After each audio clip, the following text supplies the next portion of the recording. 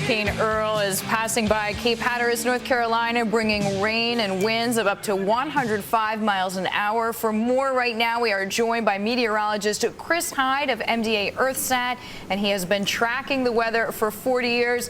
Chris, thanks for joining us this morning. So just how bad does it look as far as Earl goes? Well, certainly for the folks off the coast of North Carolina this morning, it's a rough one. There's certainly some power outages with the local utilities associated there. Swimming is a no-go.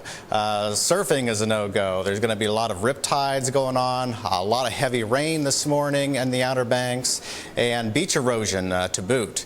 As this system moves northward, in the crosshairs next will be Long Island and in the Martha's Vineyard. Well, as we know, there were a lot of people planning on spending Labor Day weekend probably out in the Hamptons or up on Cape Cod. What are the chances that they should cancel their trip, Chris?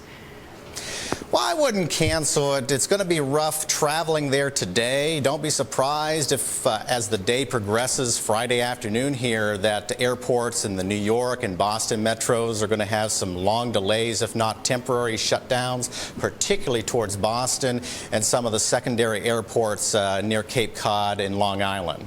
But you don't think that it would be dangerous, in other words, for planes to fly? They're just going to begin to slow down the service a little bit.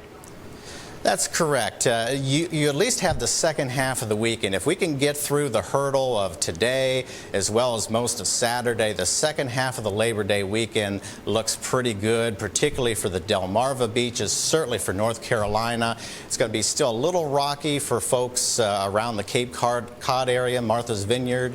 But hey, you can watch a little college football for Saturday afternoon until the storm starts to subside. Now, Chris, we know it is the season, and Earl is not the only storm that's brewing. Are there any other ones that we should be worried about for this weekend? Yeah, in the heels of Earl is FIONA. FIONA does not look to be much of a threat. It looks to be a bit of a fish storm, maybe threatening Bermuda over the weekend, early next week more so. Behind that, yesterday we had Gaston. Gaston more so generated into just an open wave.